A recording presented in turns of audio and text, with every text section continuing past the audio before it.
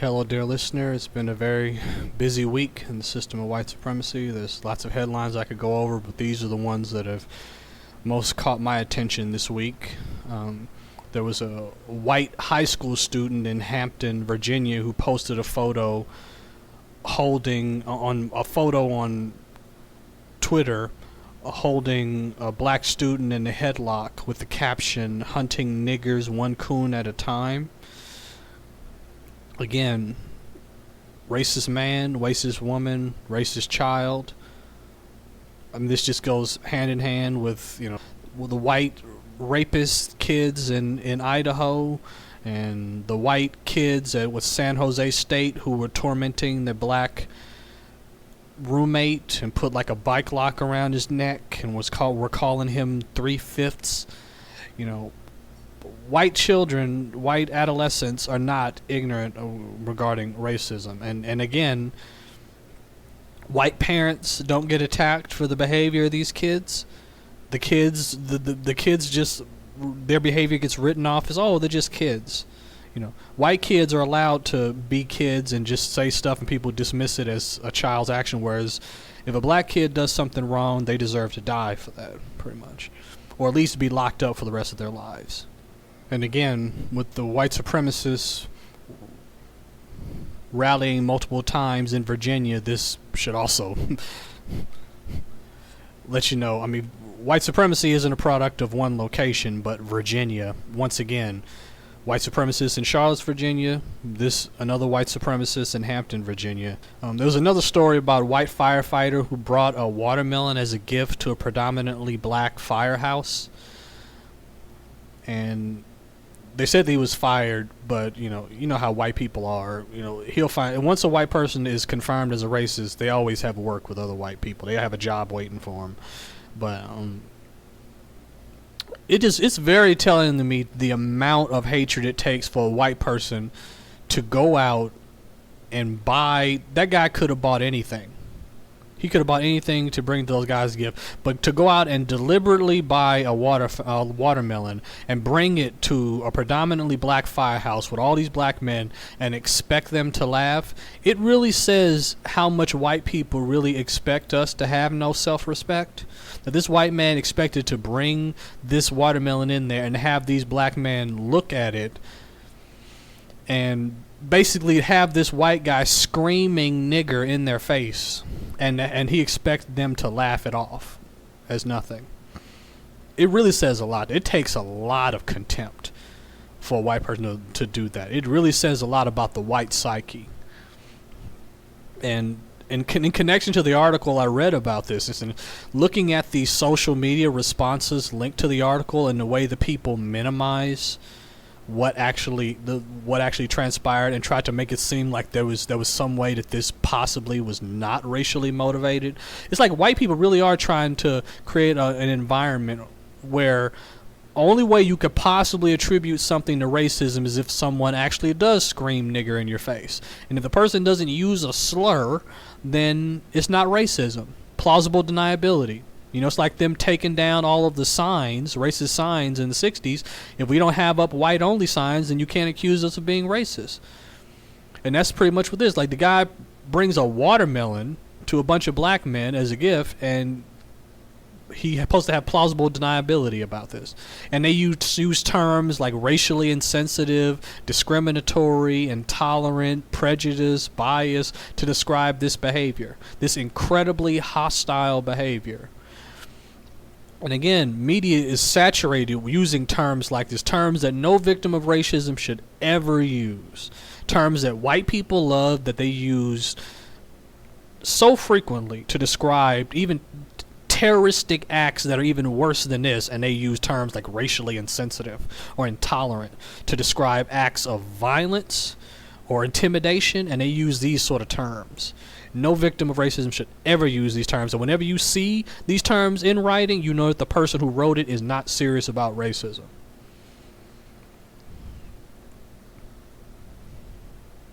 There was also a cop in Verdigris, Oklahoma, a cop named Brandon Jarvis, who posted on Facebook and this is quoting, and excuse me for the profanity, precisely why I don't watch NFL, bunch of fucking overpaid, greasy-headed moon crickets expecting everything for nothing.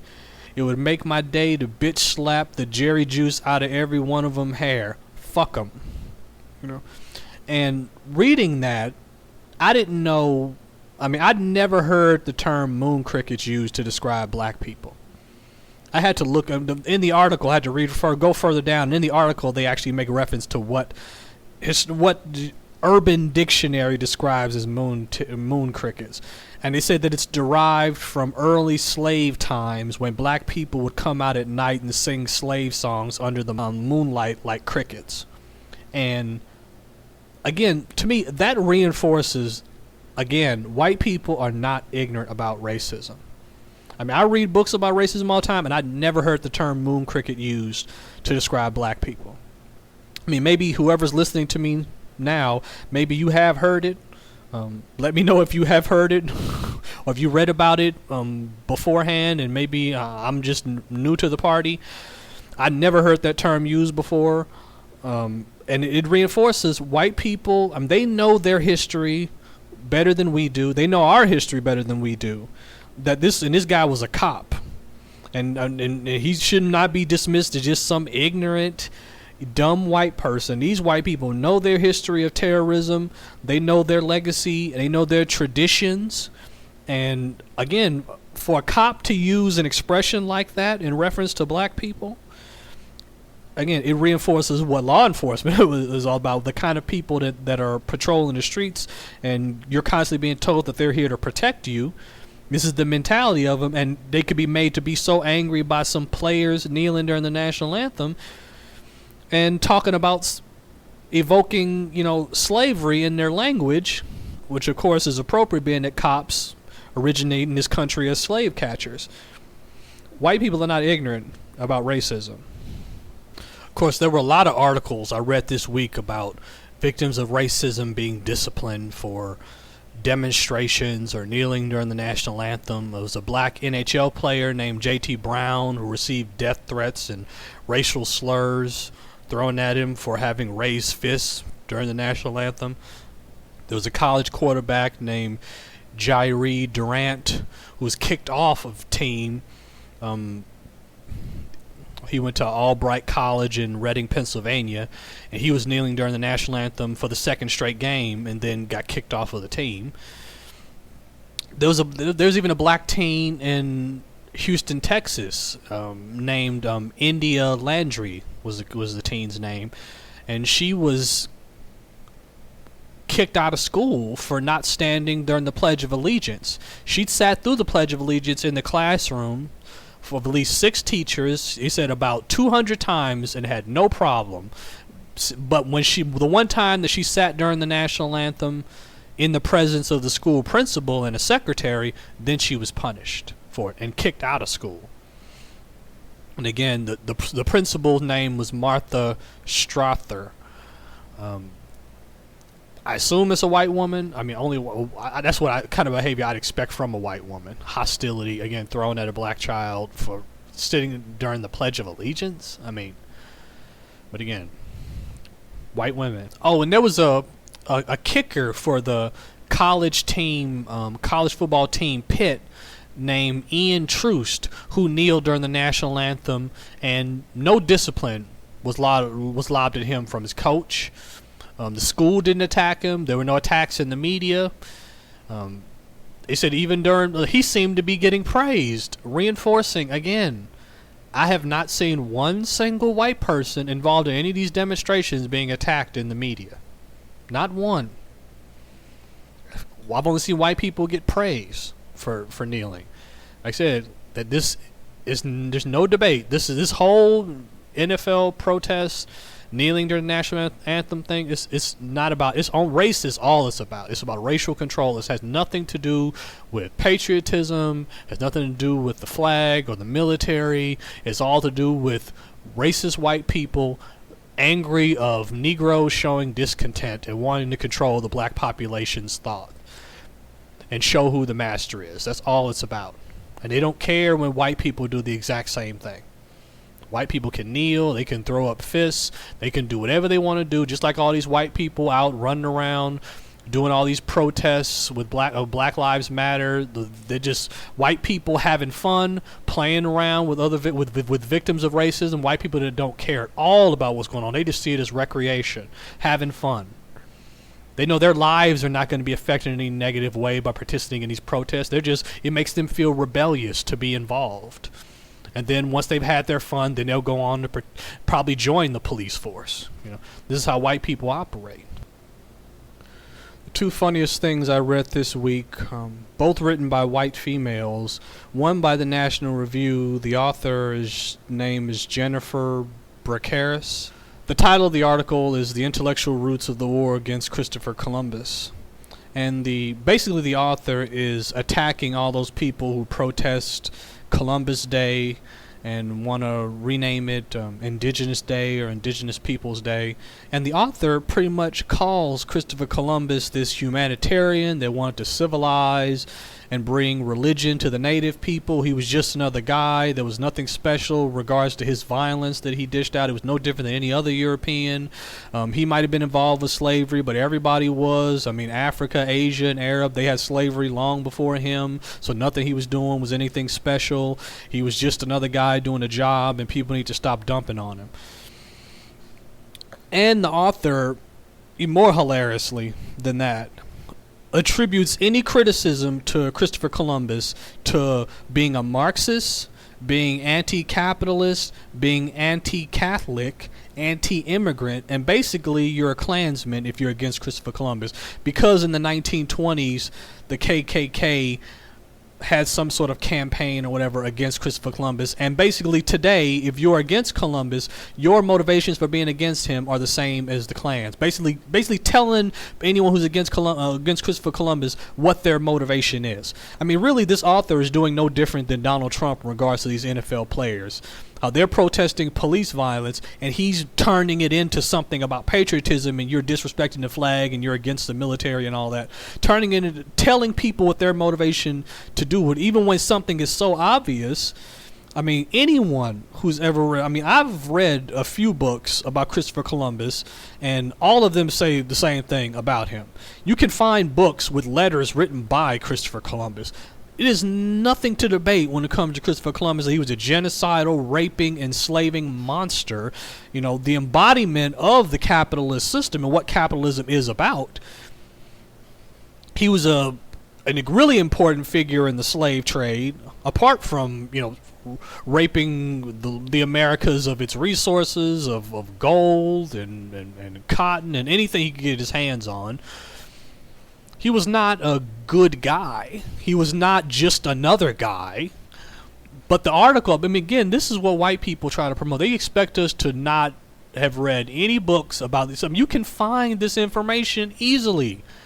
And they expect you to have never read a book written by John Henrik Clark or Eric Williams or even a Ward Churchill has written books acknowledging Columbus's letters that he'd written and what he was really all about. It's very easy to find this. But again, this also connects to what I've said previously in regards to white supremacists love to associate victims of racism with the Klan. Just like that whole talk about, the Klan with a tan, that sort of talk that the racist cops are throwing out. This is the same thing. Of using the term the KKK and associating it with people that are against Christopher Columbus. It's just, again, seeing the patterns of white supremacist rhetoric. This is why it's important to read stuff written by white supremacists. The patterns. They always say the same thing. Racist woman wrote this article. And of course, just what you should expect from National Review. But again, reading stuff these people write, this is why it's important to read, to see these patterns of logic.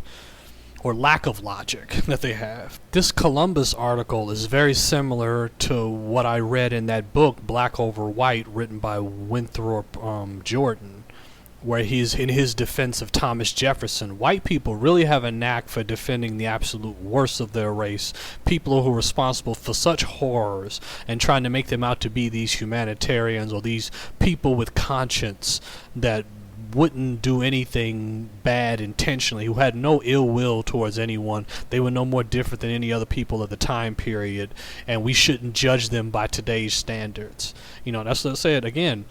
Patterns of racists defending racists, defending people where there is no debate about who they were or what they did. That's why it's important to read stuff written by white people, patterns. And the other hilarious article I read this week was written for The Spectator. The author of the article's name is Mary Wakefield, and the article is called "Calling Stephen Paddock a Lone Wolf Isn't Racist." And the author is defending calling him a lone wolf and doing everything to say that he's not a terrorist. And the author brings up all of these different people, brings up the San Bernardino shooting, it brings up the D.C. sniper, saying that, the D.C. sniper was referred to as a lone wolf, and Stephen Paddock doesn't have any clear political motivation, so you can't call him a terrorist, and all that kind of stuff. And the author, really tellingly, brings up people who have criticized not calling him a terrorist, namely Rihanna and Ava DuVernay, director of Selma and the documentary 13. The author brings these two black females up multiple times in the article, and I think the most telling bit of the article is the fact that she brings up these two black females multiple times, but the author never once mentions Dylan Roof's name. His name is never mentioned in the entire article, talking about lone wolves versus terrorists. She never brings up Dylan Roof. Why? Because Dylan Roof's motivations were very clear. And it was a political assassination. There was nothing to debate regarding Dylan Roof. So the author made it a point not to bring him up. And again, that kills any credibility the article could possibly have. How can you talk about the D.C. sniper and the San Bernardino shooter and all of these other attacks and shootings and not bring up Dylan Roof? That was just last year. That tells you everything you know. And I honestly believe that white people don't want us to remember Dylan Roof, because there was no way they could use what Dylan Roof did to help white supremacy. They want us to forget about it. I think that's why they haven't blown up that story of the alleged shooter in, I think it was Tennessee, who was trying to get revenge for Dylan Roof's terrorist attack and killed somebody in a church. I think might even killed a white female. White people didn't blow the story up because they don't want us to remember Dylan Roof at all. That's the only way you can understand why they wouldn't want to blow up a story about a black male killing a white woman, in the church, is because they don't want us to remember Dylan Roof's terrorist attack at all. I mean, to talk about a lone wolf and all that, and isn't being racist, calling somebody a lone wolf, and then you don't even bring up Dylan Roof, that, again, discredits everything that this person wrote about this article. And that, again, that's why it's important to read stuff written by racists. Why is she going to bring up Rihanna and Ava DuVernay multiple times and not mention Dylan Roof? Attack black females for wanting to call somebody, a white man, a mass murderer or a terrorist, and then you don't bring up Dylan Roof? I mean, that says it all to me. Also, over the past week, the topic of white people being made into heroes against racism has really been on my mind, particularly in the aftermath of Eminem's rapping something about Donald Trump and being praised for it, and just watching and seeing how much praise white people get for putting on these shows to convince black people that there are some white people that are against racism really annoys me. I mean, it reminds me of that Air Force superintendent and his speech after those black cadets had those slurs written on the doors in their dormitory or whatever, and he came out with all the, and people were praising him for his speech, telling off the racists and all that, and all the praise that white people have gotten, and this goes in line with white people taking a knee during the national anthem being praised, or at the very least not being punished in any sort of way, and not being called out by name by presidents.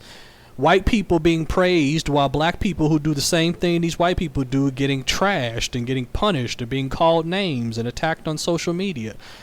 And this topic of white people being made into heroes when they don't do anything special really, really irritates me. And it's often us. We are very quick to anoint white people heroes for doing very little.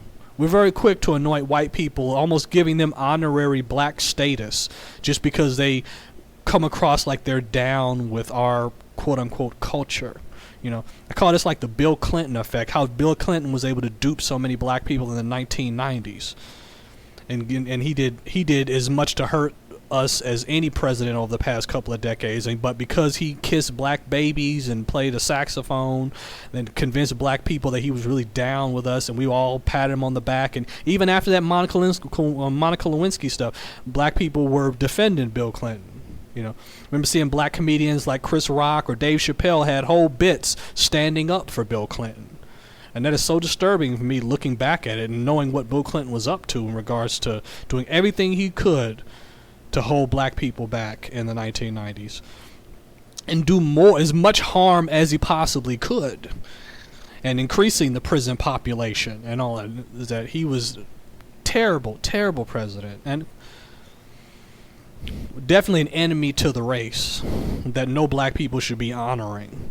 And he goes in line other people apart from Bill Clinton, people like Quentin Tarantino, people like Michael Rappaport. Black people anoint these guys like honorary black people because they have this love, quote unquote love of black culture, or even emulate black people's behavior or way of speaking, particularly people like Michael Rappaport. And it is really annoying to see the amount of praise that somebody like him gets from victims of racism.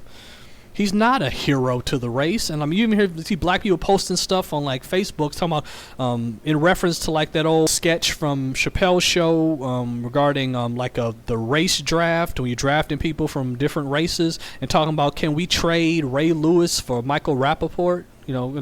Like really? And it's like, again, further showing anti-blackness in attacking Ray Lewis and suggesting that Michael Rappaport is some sort of honorary black person. Like, really? I mean, like, that just, it really bothers me. And that's why The Cows, hosted by Gus T. Renegade, was such an eye-opener for me for years, because the best episodes, the best shows of The Cows was when he had white guests, particularly white people that tried to come across like they were against racism. Because these sort of white people, the moment they get into a situation where they're confronted with a black person that is suspicious of their motives, they always crumble. And the hostility comes out. They're so accustomed to black people patting them on the back and telling them how great they are for doing nothing, that whenever they're presented with a suspicious black person, intelligent black person, an informed black person, they always crumble. Whenever that black person ask them questions that they don't want to answer, particularly about racism, about their own behavior, they always get defensive and then they lash out. That's why there's not a white person on the planet Earth that I look at as some sort of hero or honorary black person or friend to the race. I can't think of any. There's no white person I'm not suspicious of. Eminem, just because, tons of white people bash Donald Trump. Just because Eminem does it doesn't make Eminem a hero to black people, and we don't need to be looking at him as that, because he's not. No white person is a hero to black people as long as the system of white supremacy is in place. Over the past week, the subject of quote-unquote race traitors and black people showing a lot of contempt for other black people who seem to be against racism but not liking their philosophy about how they deal with it, that subject has really been digging at me for the past week.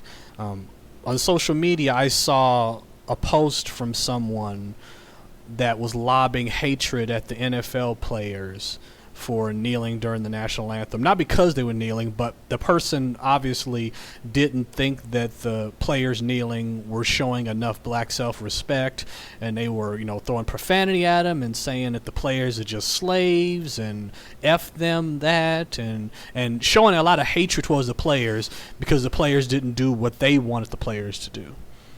Like I've said before, like me personally, I wish all of the NFL players would just walk out, would just say, forget the owners and all these people, the amount of disrespect they're being shown. I wish all the black athletes in general would just walk out and do their own thing without separate from white people. But just because they don't do what I want, I'm not going to lob hatred at them.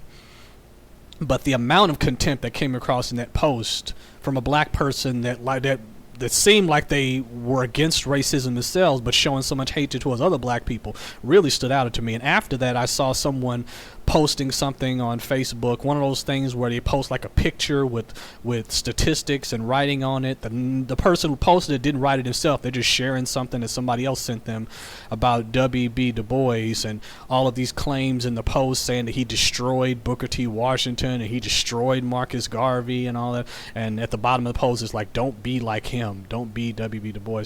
And the person who posted it, it just really struck to me like, what has this person who posted it, what has that person done in their life to make them so self-righteous that they can present this one black person as an enemy to the race and somebody that you should model yourself on? What have you accomplished more than he did? Did you do more for the race than he did? Did you suffer more than he did? Because I seriously doubt you have.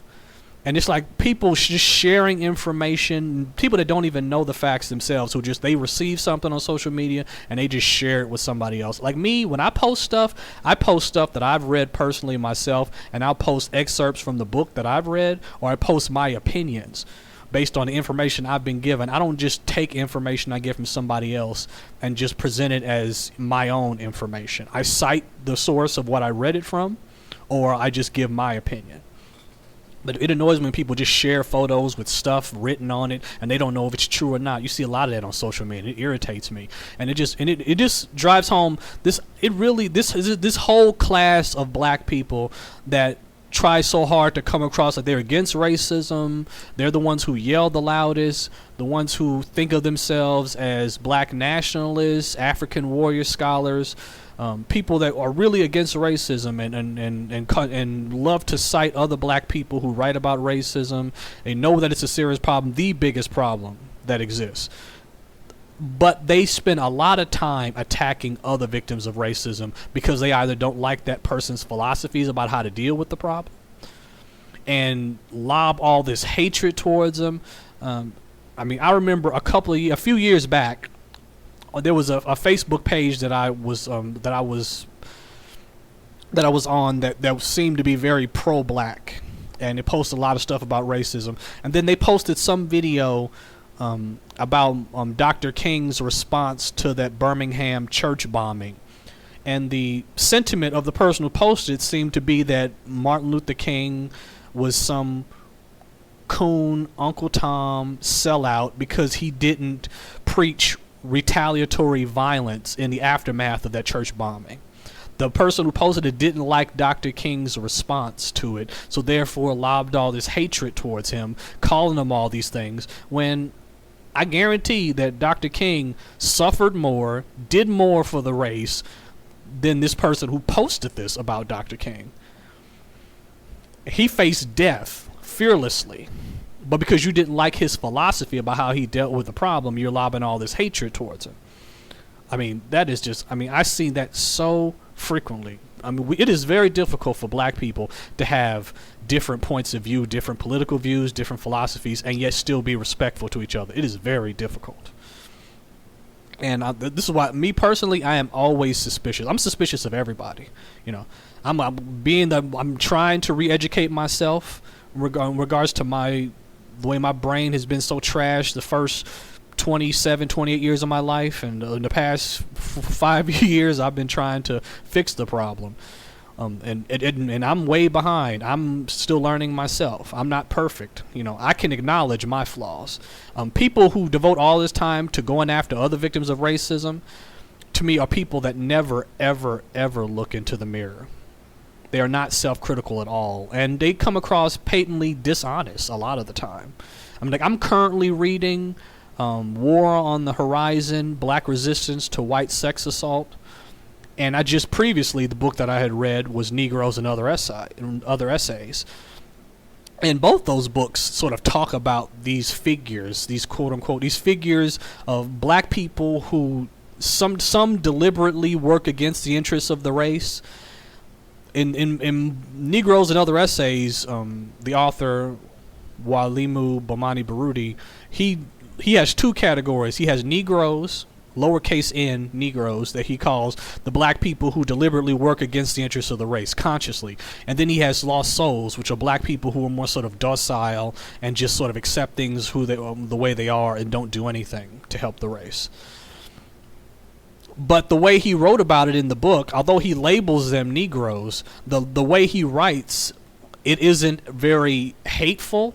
It's more, the writing is more mature. It doesn't come across like he's trying to inform. He makes things clear between the level of victimization and how there are some black people who have completely, accepted defeat and will help white people in their mission to maintain white supremacy, and other black people who just sort of aren't actively working against the race, but are, sort of almost kind of accepted defeat, but just don't do anything to help, and not do anything to help is the same as hurting. But they're not out there, maliciously attacking the interests of the race. But the way the author writes is more. It's me personally reading it. It's not a problem for me to read it. I don't get a sense that the author is trying to spread hatred and anti-blackness. Whereas War on the Horizon, reading that book, the author lapses into these really anti-black sort of rants in the book that makes the author look bad.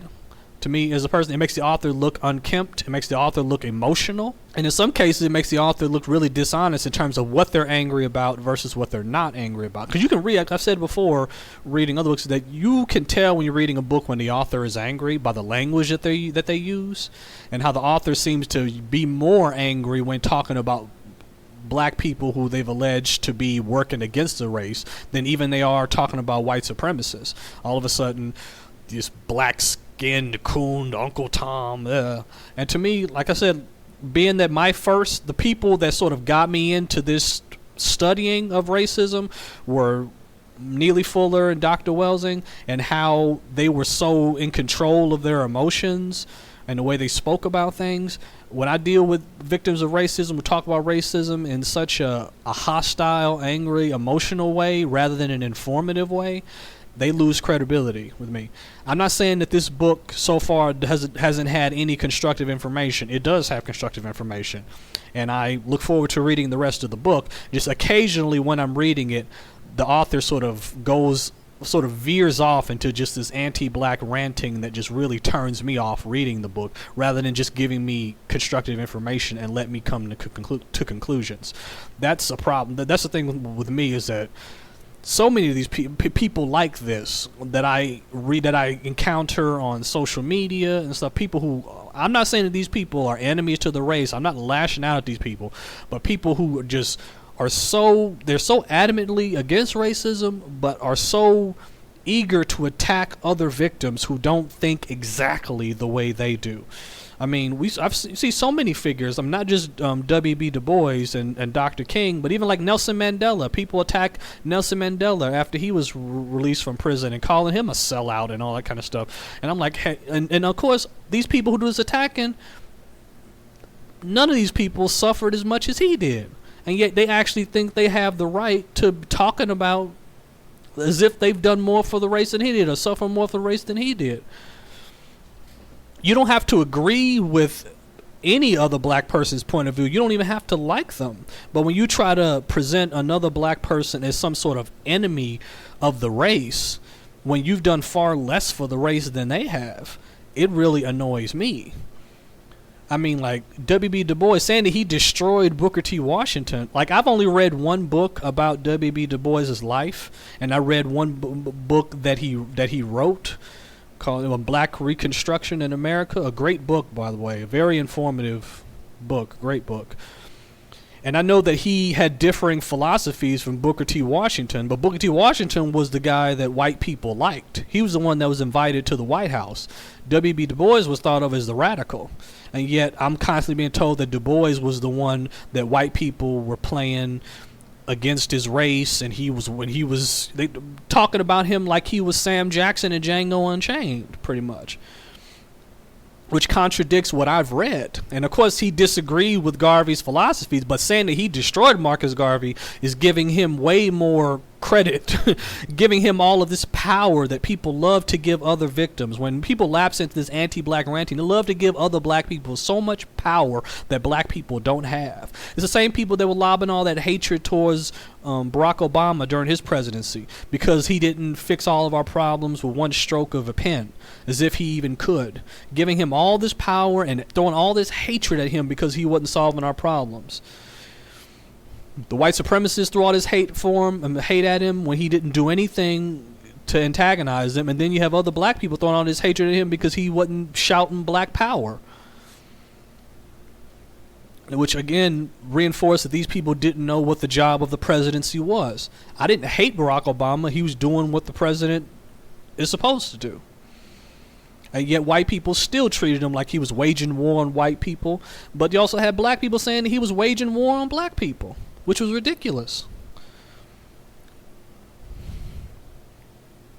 I mean, when I say that these people who do all this hatred lobbying don't ever look at themselves in the mirror, I mean, I remember I'm reading books about other victims and mistakes that they'd made, and just like when you talk about quote unquote coons and Uncle Toms and all this, is that to me, don't just knock the people who you want to knock. Go after everybody any black person, any victim has ever done anything wrong. Don't absolve anyone if you're gonna do that. I mean, I even saw a post a few years back that was critical, lobbing hate at Muhammad Ali for his response to Minister Malcolm X's assassination. The way he sort of dismissed it as Malcolm X deserved what he got for working against, turning his back on Elijah Muhammad and the Nation of Islam.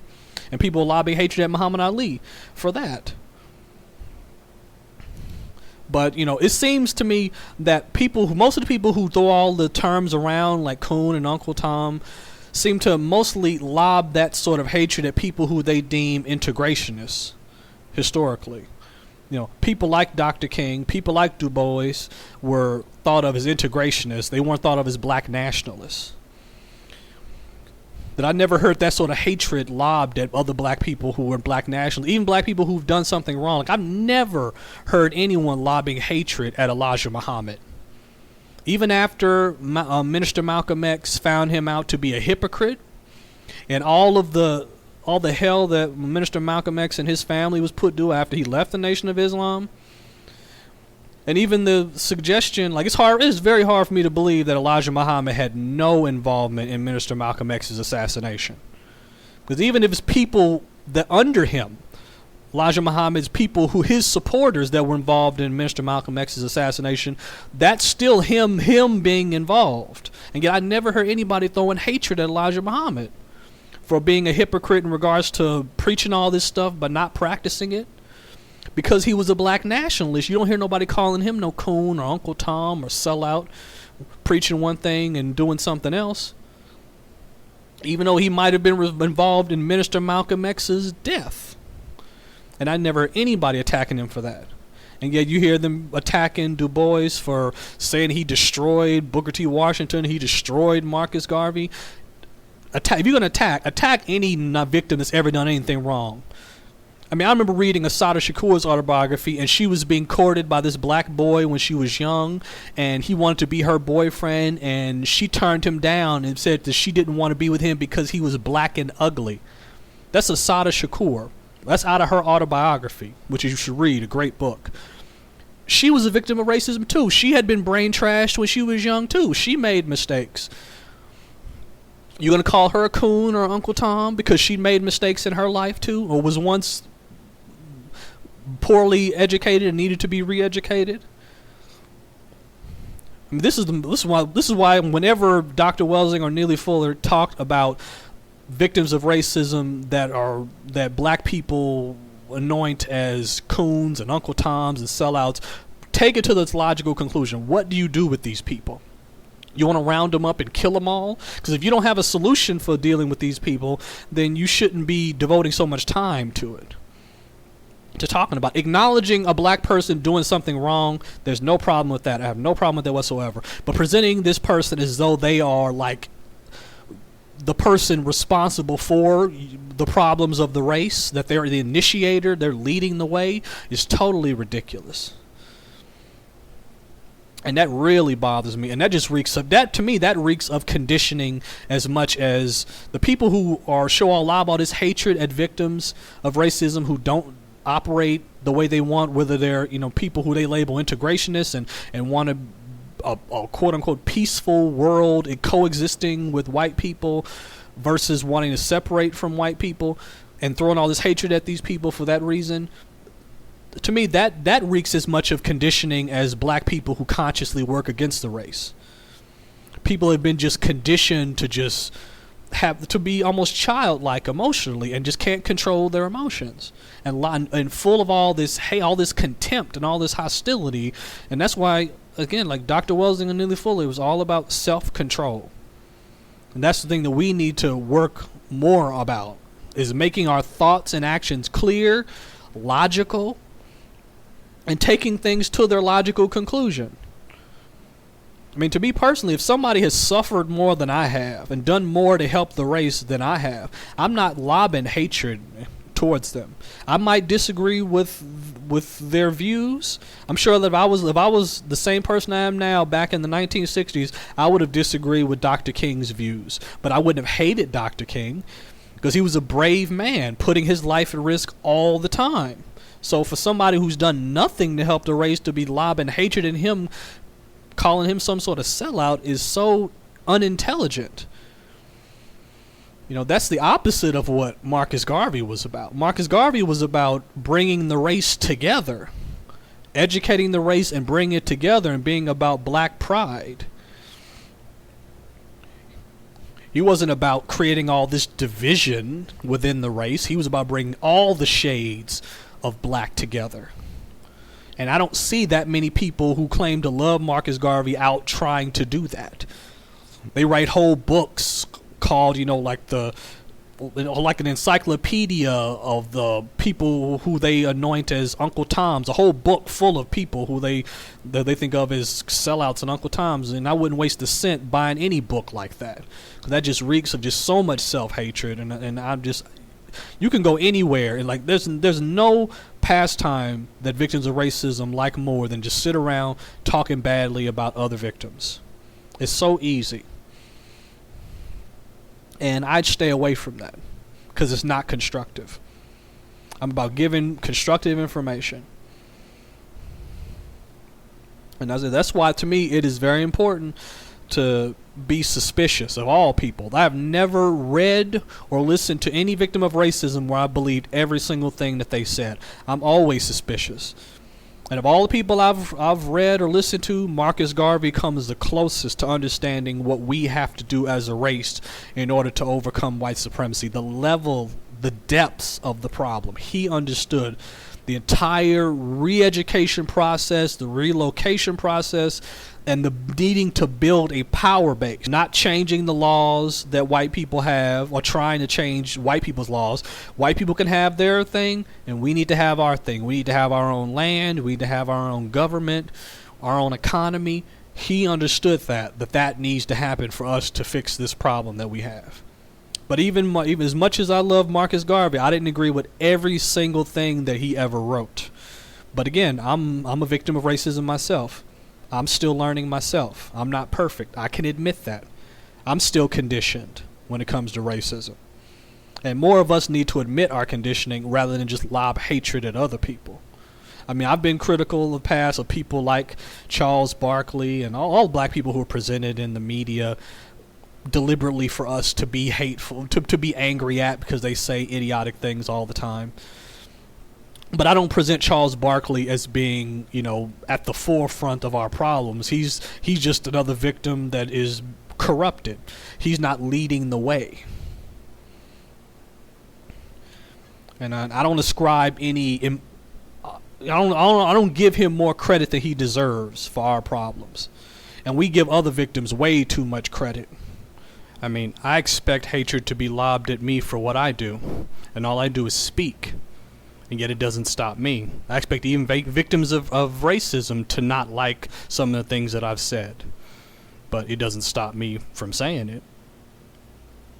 The problem is white people. That's all I have for this week. That is the state of white supremacy. Thank you very much for listening. Goodbye.